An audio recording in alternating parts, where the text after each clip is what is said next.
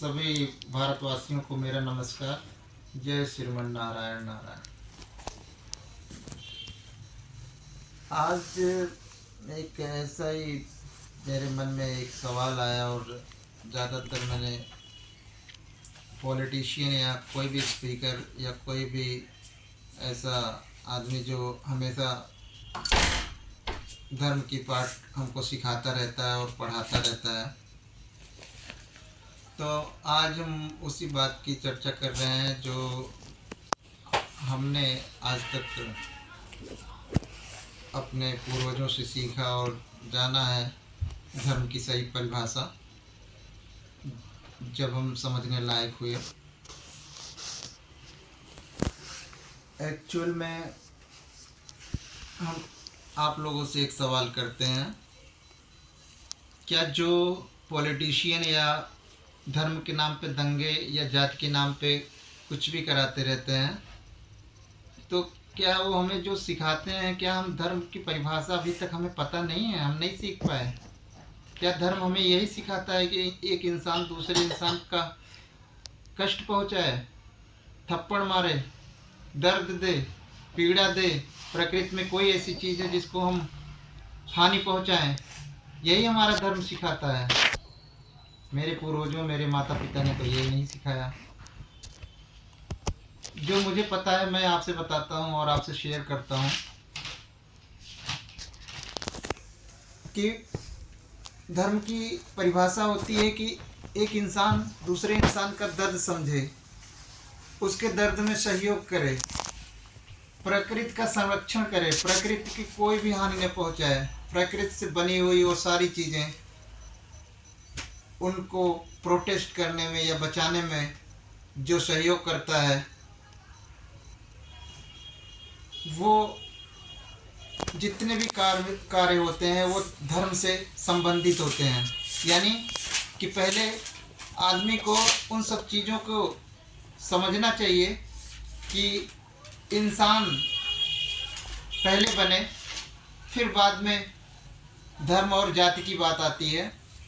क्योंकि जब इंसान बन जाएंगे तो धर्म की डेफिनीशन और परिभाषा और जाति की सब अच्छे से समझ आ जाएगी। क्योंकि किसी ग्रंथ में और किसी भी पुराणों में ये जिक्र नहीं है कि कोई इस जाति का था, कोई उस जाति का था, कोई इस धर्म का था।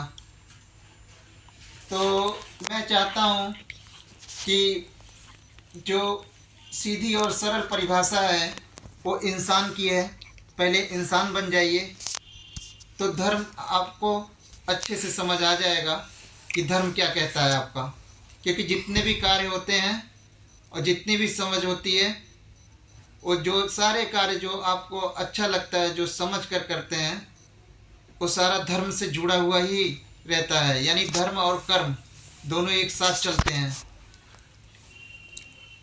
तो पहले इंसान बनिए और हर एक इंसान दूसरे इंसान का कष्ट और दर्द को जब अपना समझने लगेगा तो समझिए वो सच्चा इंसान है।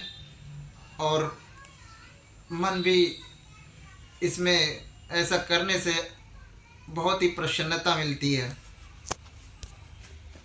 हम चंद बातों पे आजकल के जो वीडियो निकल के आते हैं, क्योंकि ये भी एक लर्निंग का विषय है, ये बहुत डीप का है।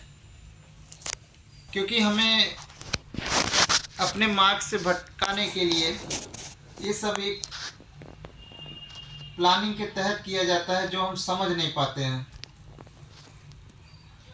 क्योंकि समझ इसलिए नहीं पाते हैं क्योंकि जो भी डिटेल्स, जो भी चीज़ें हमें बताई जाती हैं वो आधी अधूरी या कट करके बताई जाती हैं।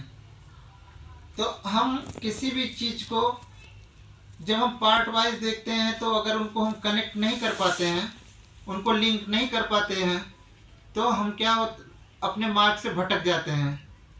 तो हमारा जो थॉट प्रोसेस और डिसीजन मेकिंग पावर, हम अच्छा डिसीजन तक नहीं पहुंच पाते और अपने उन सवालों को भूल जाते हैं और उस परिणाम का रिजल्ट भी नहीं पूछते।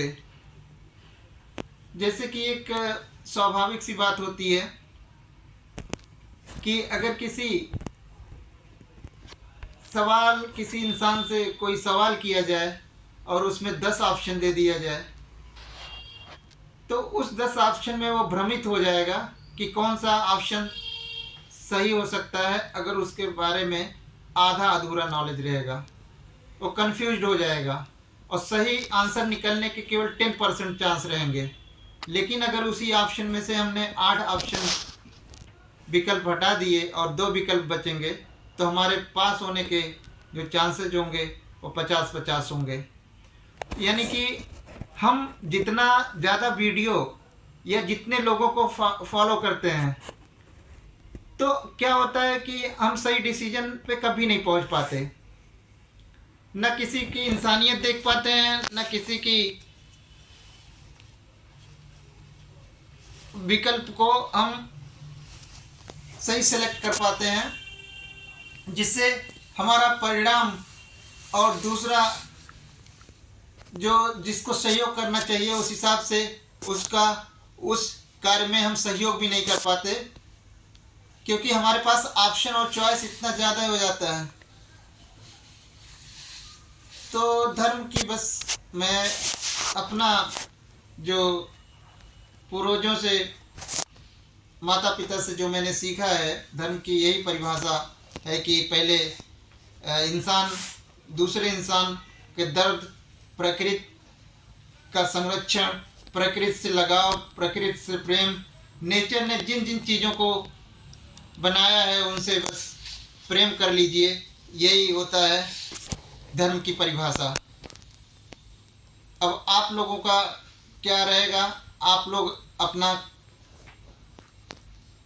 रिएक्ट करके आप मुझे बताइएगा। धन्यवाद।